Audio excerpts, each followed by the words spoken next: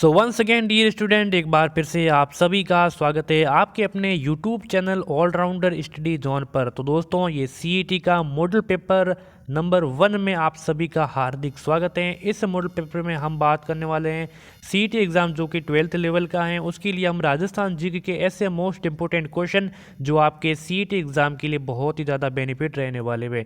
तो इसीलिए इस वीडियो को शुरुआत से लेकर एंड तक जरूर वॉच करना है और चैनल पर नए तो इनको सब्सक्राइब करके नोटिफिकेशन को भी ज़रूर ऑन करना है। ठीक है, अगर आप 12th लेवल सीईटी की बेहतरीन तैयारी कर रहे हैं तो इनको चैनल को ज़रूर सब्सक्राइब करना ताकि आगे भी आपको रेगुलर बेसिस पे वीडियोस मिलती रहेंगी। और ठीक है, तो चलिए पहला प्रश्न है कि निम्नलिखित में से सुमेलित नहीं है, कौन सा है वो सुमेलित नहीं है। तो बेराट की सभ्यता जयपुर से है, गणेशपुर की सभ्यता सीकर से, आर की सभ्यता उदयपुर से है, लेकिन कालीबंगा की सभ्यता है ये चूरू से न होकर कहाँ है, कालीबंगा हनुमानगढ़ की है। ठीक है, हनुमानगढ़ की। तो ऑप्शन नंबर डी हो जाएगा यहाँ पे राइट आंसर। सभी को राइट आंसर साथ साथ में देते रहना है। अगला सवाल है कि राजस्थान का गजेटियर कहा जाता है, किसको कहा जाता है राजस्थान का गजेटियर। तो सभी को कमेंट करके बताना है, 4 ऑप्शन दी गए हैं, जरूर बताएं। तो राजस्थान का गजेटियर कहा जाता है मारवाड़ा परगनारी विगत को राजस्थान का गजेटियर कहा जाता है। ऑप्शन नंबर बी हो जाएगा इसमें राइट आंसर। ठीक है, और इस प्रश्न देखिए, इस मॉडल पेपर में हम किसने 30 प्रश्न रहेंगे, पूरे 30 प्रश्न रहने वाले, इसीलिए पूरा अंत में जरूर देखना है, अंत में जरूर बताना कि कितने क्वेश्चन राइट आंसर हो रहे हैं। लोहे के अयस्क से लोहे बनाने की प्राचीनतम भट्टियाँ कहाँ से मिली हैं। देखिए, लोहे के अयस्क से लोहे बनाने की प्राचीनतम भट्टियाँ कहाँ से मिली है, तो किस सभ्यता से मिली हैं। तो ये मिली है सुनारी सभ्यता जो कि झुंझुनू में है। ठीक है, जो आपका पहला ऑप्शन है वो राइट आंसर हो जाएगा। अगला सवाल है कि अलाउद्दीन खिलजी ने चित्तौड़ दुर्ग का नाम बदल कर क्या रखा था। तो खिजराबाद, खैराबाद, जलालाबाद या फिर मोमिनाबाद। अलाउद्दीन खिलजी ने जब 1303 ईस्वी में चित्तौड़ पर आक्रमण किया तो उस समय उनके बेटे के नाम पर, ठीक है, बेटे के नाम पर खिजराबाद रख दिया, जो आपका पहला ऑप्शन हो जाएगा राइट आंसर। राजस्थान के इतिहास में पीतल नाम किसके लिए प्रसिद्ध हैं। देखिए, पीतल और पाथल, पीतल किसके लिए, पीतल है पृथ्वीराज राठौड़ के लिए, ठीक है, और पाथल महाराणा प्रताप के लिए। तो फिलहाल इसका ऑप्शन हो जाएगा ऑप्शन नंबर सी हो जाएगा राइट आंसर। चलिए अगला सवाल है कि जयपुर के किस शासक ने लगातार 3 मुगल सम्राटों जो कि जहांगीर, शाहजहां और औरंगजेब की सेवा की थी। कहाँ का शासक था, जयपुर का। जयपुर के किस शासक ने लगातार 3 मुगल सम्राट थे जो इनके ये नाम है। तो जयपुर का कौन सा शासक था, तो वो था मिर्जा राजा जय सिंह। ऑप्शन नंबर जो आपका सी है यहाँ पे हो जाएगा राइट आंसर। ठीक है, आगे बढ़ते हैं। 1857 के विप्लव के समय कोटा राज्य का पॉलिटिकल एजेंट कौन था। 1857 की क्रांति के समय कोटा राज्य का पॉलिटिकल एजेंट कौन था। General Roberts, major Burton, major Sowers या फिर जेम्स विलियम। तो वो था मेजर बर्टन, आपका जो ऑप्शन नंबर बी है यहाँ पे राइट आंसर हो जाएगा।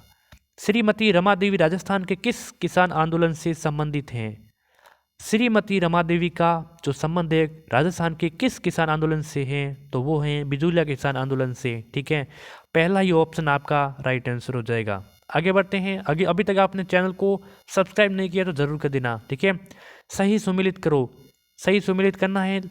और अब देखिए, गोगा जी का संबंध, तेजा जी का संबंध, पाबू जी का संबंध या फिर और गोगा जी का और आ गया। तो इसका संबंध यहाँ पे सामने स्थान दिए गए, स्थल दिए गए, तो किसका कहाँ से। तो देखिए, पाबू जी का संबंध किससे है, पहले गोगा जी का देखिए, गोगा जी का संबंध कैसे है, धुरमेड़ी से है।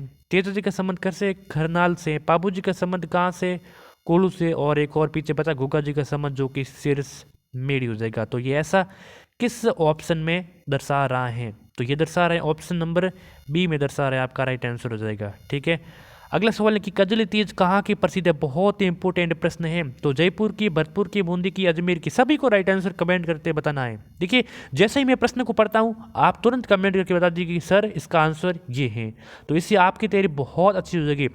चाहे भले ही आप आंसर को गलत करें कोई बात नहीं, लेकिन कर तो रहे हैं। कजली तीज का कहाँ की प्रसिद्ध है, तो कजली तीज बूंदी के प्रसिद्ध है। कहाँ, Kajli Bundi. Option number C right answer. एक और सुमिलित करना है, यहाँ पे पगड़ियों के नाम दिए गए। ठीक है, कहाँ पे, यहाँ पे पगड़ियों के नाम है और यहाँ पे सामने उत्सव के, यानी कि कौन सी पगड़ी है किस उत्सव पर पहनी जाती है। बहुत ही इंपॉर्टेंट प्रश्न है। ठीक है, तो मैं थोड़ा ऊपर कर लेता हूँ जाके आपको ऑप्शन भी दिख सकें। ठीक है, मोटड़ा की, लहरिया मंदिल या फिर फूलमती की। तो देखिए, मोहटाड़ा की पगड़ी है वे विवाह के अवसर पर पहनी जाती है। ठीक है, मोहटाड़ा की विवाह के अवसर पहनी जाती है। लहरिया की है लहरिया पगड़ी श्रावण के त्योहार पर श्रावण के उत्सव पर पहनी जाती हैं। ठीक है, मदिल की है जो मदिल की ये दशहरा पर, ठीक है, दशहरा पर इसका पहनी जाती है। और फूलमती की है ये होली पर। ठीक है, तो ऐसा किस ऑप्शन में आ रहा है? तो ऐसा आ रहा है ऑप्शन नंबर हमारे डी में आ रहा है। ठीक है, ऐसा ऑप्शन नंबर डी में आ रहा है। तो चलिए आगे बढ़ते हैं। अगला सवाल है कि दर्रा में चित्रित शैलाश्रियों की खोज की किसने की? दर्रा में चित्रित शैलाश्रियों की खोज किसने की? तो ये की थी V.S. वाकणकर ने। ऑप्शन नंबर बी हो जाएगा राइट आंसर। अगला सवाल है फिर से सुमिलित करना है। देखिए सुमिलित वाले प्रश्न आपके जरूर आएंगे, 2 से 3 आपको जरूर देखने को मिलेंगे। ठीक है, तो यहाँ पे दुर्गों के नाम दिए गए और ये किस श्रेणी में आते हैं, दुर्गों के कौन से प्रकार हैं, इसके आसपास क्या है, वो चीज़ सब इसमें बतानी है। तो गागरोन का दुर्ग है तो ये एक कैसा है? तो गागरोन का दुर्ग है ये एक औदक दुर्ग है। ठीक है, गागरोन का दुर्ग कैसा है? औदक। औदक मतलब किसको कहते हैं? जो मतलब जिसके आसपास जल ही जल हो तो उसको कहते हैं औदक दुर्ग है। ठीक है, तो चलिए आगे बढ़ते हैं। अगला क्या पूछ रहा है?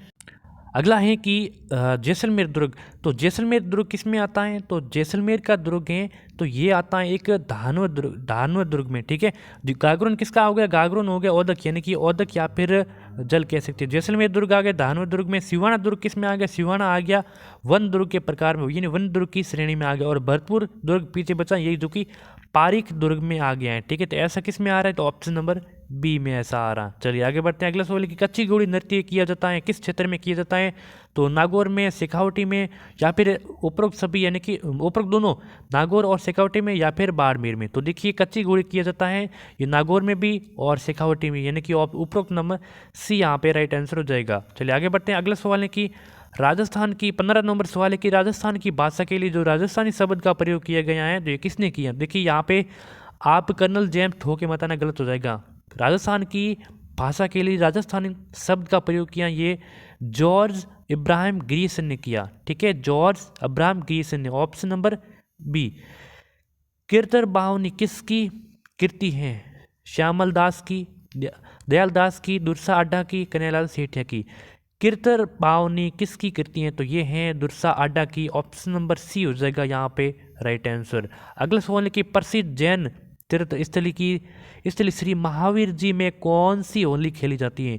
प्रसिद्ध जैन तीर्थ स्थली श्री महावीर जी में कौन सी होली खेली जाती है? लठमार होली, डोलची मार होली, पत्थर मार होली, या फिर कोड़ा मार होली। तो ये खेली जाती है लठमार होली। ऑप्शन नंबर पहला हो जाएगा राइट आंसर। इसमें क्या करती हैं कि स्त्रियों द्वारा लठ लेकर पुरुषों पर वार करती हैं। ठीक है, चलिए आगे बढ़ते हैं। बूंदी दुर्ग की स्थापना हुई 1359 में, 1355 में, 1354 में, 1352 में। बूंदी दुर्ग की स्थापना कब हुई? बूंदी दुर्ग की स्थापना 1354 ईस्वी में हुई। आपका सी ऑप्शन हो जाएगा राइट आंसर। अगला सवाल है बहुत ही इंपोर्टेंट प्रश्न है।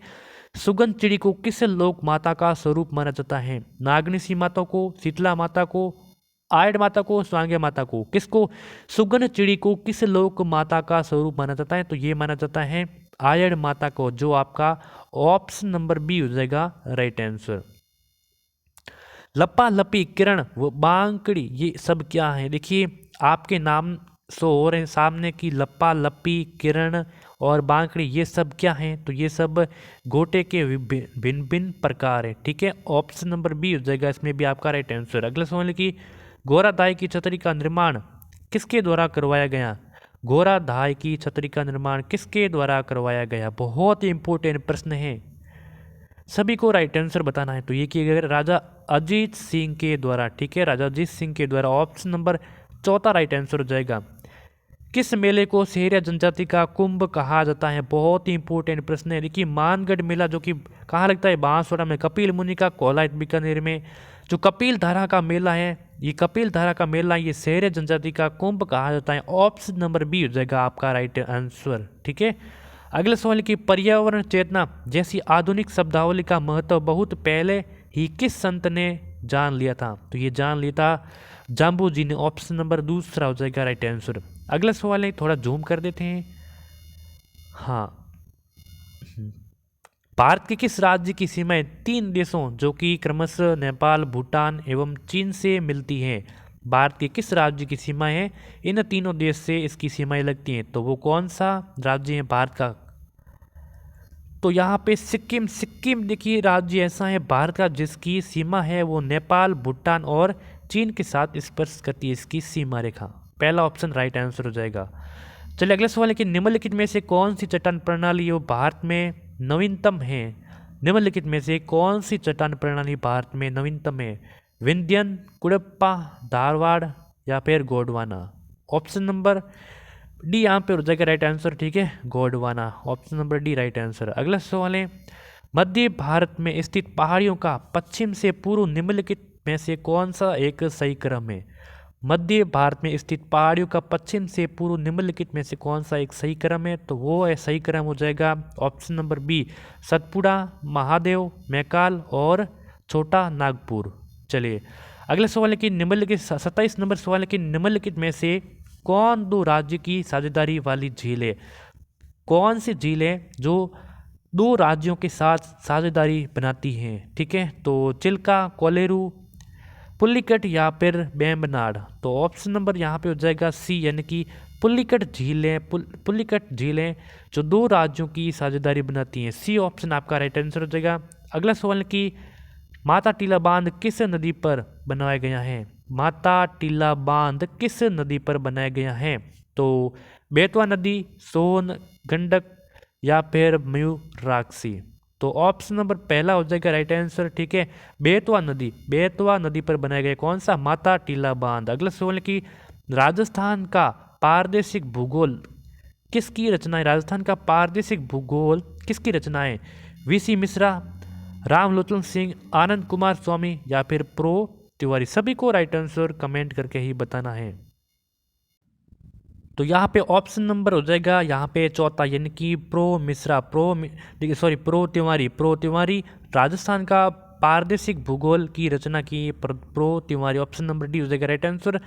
आज की सीरीज का हमारा आखिरी सवाल है कि सोम कमला अंबा किस क्षेत्र की भाग्य रेखा? जैसे ये प्रश्न मैंने पहले भी करा चुका है कि सोम कमला अंबा जहाँ पे इनका मिलन होता है वो कहाँ पे होता है? तो डूंगरपुर में होता है। ठीक है, तो अब यहाँ पे इसने पूछा कि सोम कमला अंबा किस क्षेत्र की भाग्य रेखा है? तो ठीक है, क्षेत्र का नाम बताना है। तो वो क्षेत्र कौन सा है? हाड़ौती है, शेखावटी है, मेवात है या फिर बांगड़ है? तो देखिए जो डूंगरपुर क्षेत्र है वो किस में आता है? डूंगरपुर जिला है किस में आता है, किस क्षेत्र में आता है? तो वो होता है बांगड़ क्षेत्र में। ठीक है, बांगड़ क्षेत्र में। तो इसका भी राइट आंसर हो जाएगा बांगड़, ऑप्शन नंबर डी। ठीक है, तो ये महत्वपूर्ण 30 प्रश्न आज की इस सीरीज में हमने संपन्न कर दिए हैं। आशा है कि आप सभी को बहुत कुछ सीखने को मिला। कमेंट करके ज़रूर बताइए कि आपके 30 में से कितने प्रश्न राइट आंसर हुए। ठीक है, तो चैनल पे नए तो उनको सब्सक्राइब कर देना, नोटिफिकेशन को भी ऑन कर देना। ठीक है, तब तक के लिए जय हिंद, जय भारत।